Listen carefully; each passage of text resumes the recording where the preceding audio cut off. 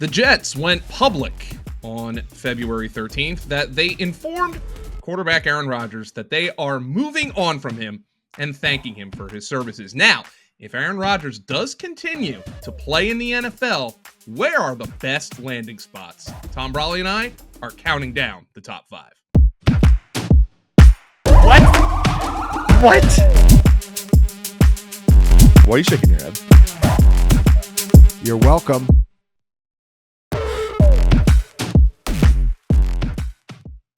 Okay, T-Bro, Aaron Rodgers, no longer a New York Jet. Now, we kind of knew this already. Jay Glazer reporting it on the Super Bowl pregame that the Jets were planning on moving on. The Jets officially come out on February 13th, Thursday, and say that they met with Aaron Rodgers last week and informed him that they will be moving forward without him. This is a statement posted to their official website. Last week, we met with Aaron and shared that our intention was to move in a different direction at quarterback, said head coach Aaron Glenn and GM Darren Muji in a statement released by the team.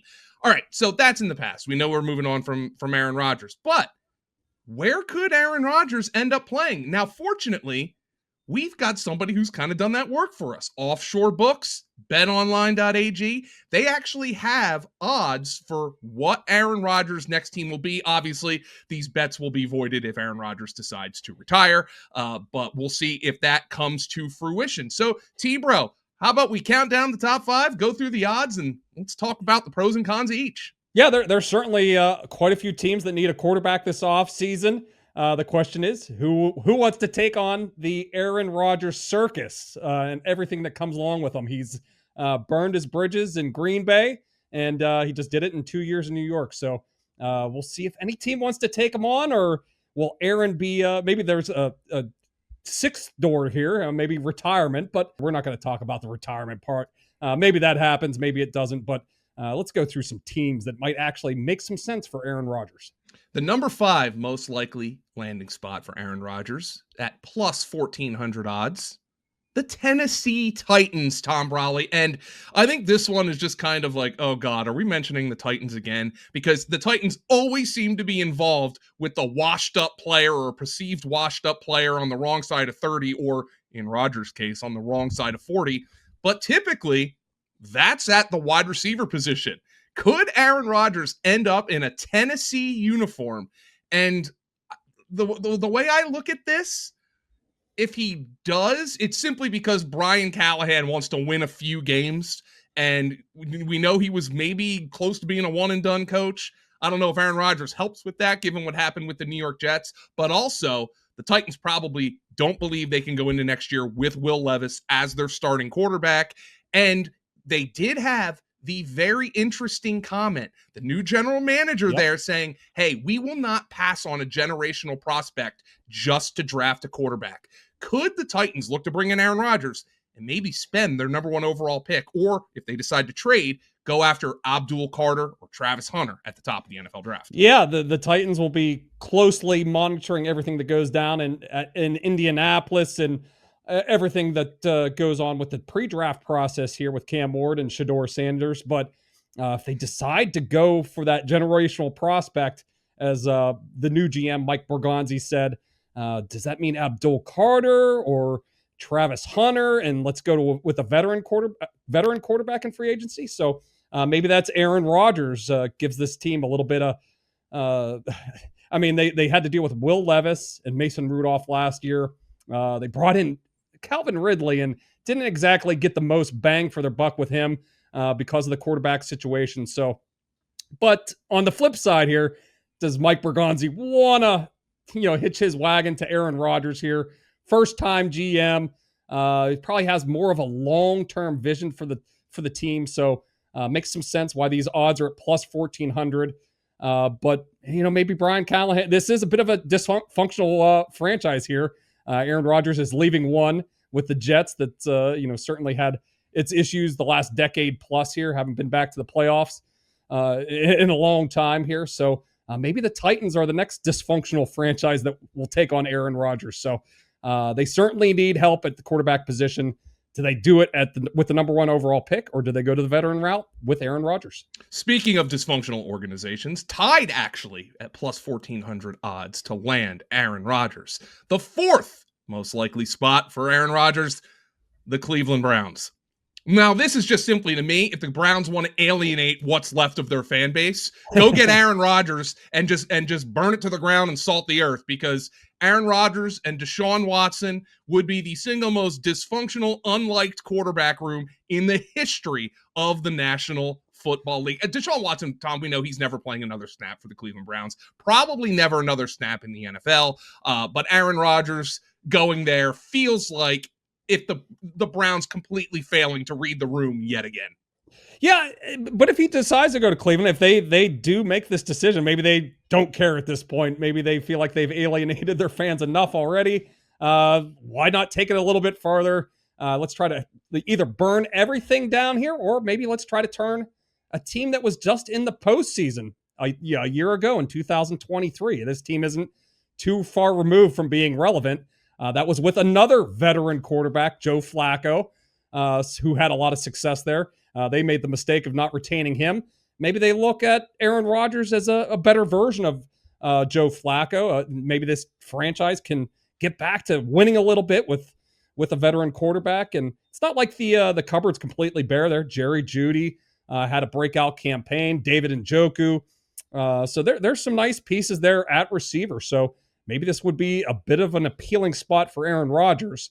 On the flip side, though, we do see Kirk Cousins could potentially be available later this offseason, and Kevin Stefanski already has a prior relationship with Kirk Cousins. So we got to see about his potential availability. Maybe that changes the equation a little bit there. But yeah, I mean, maybe these are two, cast-offs here with Aaron Rodgers and the Cleveland Browns.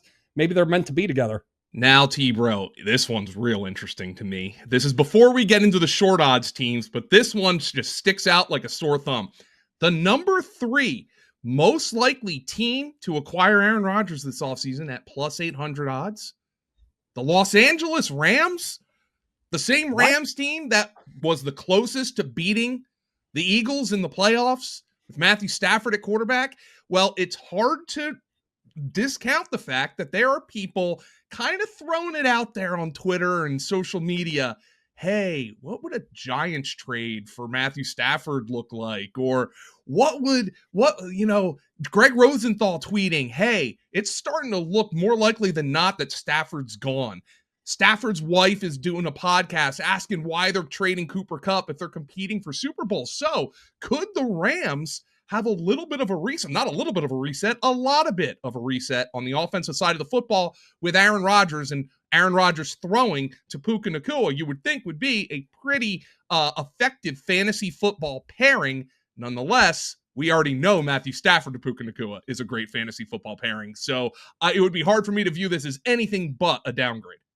Yeah, it doesn't make a whole lot of sense from the outside, but there seems to be some growing sentiment that Matthew Stafford is not going to be with this franchise for much longer, and maybe as soon as this offseason. So there's been a lot of talk about retirement from his camp the last couple of years. So maybe they're looking to move on, and maybe they can get something in exchange for Matthew Stafford and then get Aaron Rodgers for a little cheaper. And you can use a little bit of that cap relief, maybe, and some of those picks to build a team around an Aaron Rodgers. So, and of course, we look to Aaron Rodgers. He's from California. He's a California kid.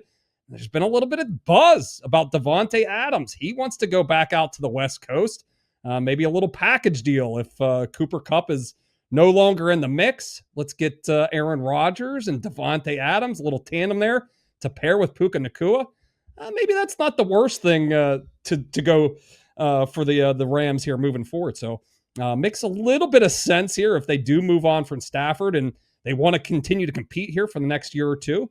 But man, it just seems a little far-fetched. I mean, we're gonna trade in a Matthew Stafford who, as you said, had the Rams right on the doorstep of beating the Eagles and potentially making a run for the Super Bowl, and we're gonna trade him in for an Aaron Rodgers that started to look a little bit washed up and not quite the same guy off of his Achilles injury. So it doesn't make a whole lot of sense, but we'll see. Sometimes these things don't make a whole lot of sense. According to the markets, these are now the 2 overwhelmingly most likely landing spots for Aaron Rodgers. At plus 120, Number 2 most likely landing spot, the Las Vegas Raiders. And look, you don't hire a 74-year-old head coach and pay 60 plus Chip Kelly to be your offensive coordinator at like a league leading coordinator salary to rebuild your team. That's not how. And Pete Carroll said, we're not going in, we're not tearing it down. They like some of what they have. The question now becomes the ego in the building. Aaron Rodgers is always going to bring ego with him, but you have a Super Bowl winning head coach in Pete Carroll, a coach in Chip Kelly who, look, former Eagles are going on podcasts talking about how much they hated Chip Kelly as their head coach. Maybe he's different as an offensive coordinator. But then you also have the dynamic of Aaron Rodgers essentially being a guy who calls his own offense and has for as long as we can remember. Do you pay Chip Kelly all that money to come in and call your offense and just say, we're going to go get Aaron Rodgers, who's going to do whatever the hell he wants anyway? Yeah, it doesn't make a whole lot of sense, but I could see it potentially happening here. We have Mark Davis as the owner. Tom Brady is kind of running the show as well. Mm-hmm. He's been a little bit of the de facto GM, and I would expect him and Aaron Rodgers to have a pretty close relationship after many years of battling each other. And let's face it, the Raiders have been a little bit irrelevant recently, and this franchise needs a little bit of juice right now. And what better way to give your franchise a little bit of juice is than hiring bringing in Aaron Rodgers to be your quarterback. And he certainly would have some good pieces to work with Brock Bowers and Jacoby Myers. Could have a little bit of fun with that offense. And he'd fit right into the circus that is Las Vegas. I mean, bring a little bit of star power to that franchise. So it makes a lot of sense why they're up the board here. But then again, they're picking number 6 overall. Shedeur Sanders, maybe he falls to that position. Maybe they have a chance to take one of these other quarterbacks with the 6th overall pick. Do we want Aaron Rodgers being the mentor for a potential 6th overall pick at quarterback? I don't know. That's something that the Raiders will be debating here. And they're going to have their crack at potentially some other free agent quarterbacks as well. So it makes a lot of sense. The Raiders do need some star power, and they're going to have a little bit of money to spend, but will they spend it on Aaron Rodgers? Now, before we get to the most likely landing spot for veteran and future Hall of Fame quarterback Aaron Rodgers, Tom, I want to remind everybody to like this video, subscribe to the feed, leave a comment. Where do you think Aaron Rodgers is going to go? What is the best spot for Aaron Rodgers in the year 2025? Now, Tom, that takes us to number 1. Minus 165, a pretty heavy favorite to acquire former MVP, former Super Bowl winner, future Hall of Famer, Aaron Rodgers. He beat this team in the Super Bowl. The Pittsburgh Steelers, T-Bro, your Stees, the most likely team to acquire Aaron Rodgers. I cannot imagine this would go over well in Pittsburgh, a team that city that's frustrated with its coaching and ownership right now, the inability to win a playoff game in 8+ years. That being said, compare him to Russell Wilson and Justin Fields, you might be able to talk yourself into acquiring Aaron Rodgers to throw ostensibly to somebody else who's mercurial, George Pickens. Yeah, he does have a little bit of affinity for Western Pennsylvania. He was, of course, worked with Mike McCarthy for many years, who's a Pittsburgh guy, and so he loves the area, loves Mike Tomlin. He talked him up the couple of times on Pat McAfee's show and the last couple of years. So certainly has an affinity for the Steelers organization. Of course, he played in Green Bay, one of the other historic franchises here. And it kind of fits the mold for what he would probably be looking for. He wants to play for a contender at the end of his career here.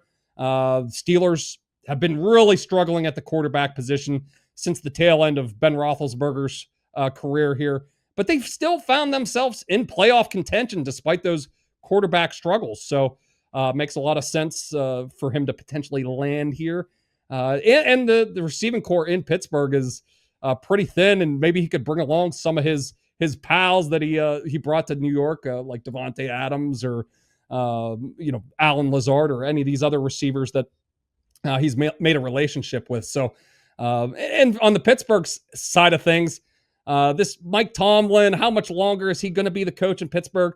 Maybe it makes some sense to take a swing a big swing with Aaron Rodgers, who's shown the ability to be one of the best players in the league, MVP multiple times, has won a Super Bowl, but he's also burned things down, as we saw in New York the last couple of years. So maybe it makes sense for the Steelers to take a swing. Maybe it helps them bottom out if Aaron Rodgers flames out. And if you get the one last peak performance from Aaron Rodgers, maybe you can make a little bit of a run in the postseason. So, but the drama that surrounds Aaron Rodgers, does it fit into the Pittsburgh culture?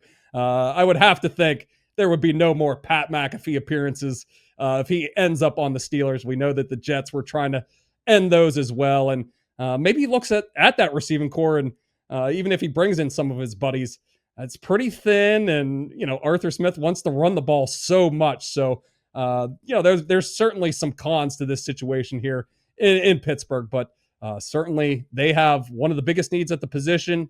And they're one of the few teams that could, he could talk himself into being a contender relatively quickly. So makes a lot of sense why Pittsburgh's the number one potential landing spot for Aaron Rodgers. Where do you think Aaron Rodgers is going to land? Is it one of these top 5 spots, or is it somewhere else? Are you maybe considering putting down a little bit of a wager on when Aaron Rodgers will play in 2025? Let us know in the comments. And remember to check us out at FantasyPoints.com.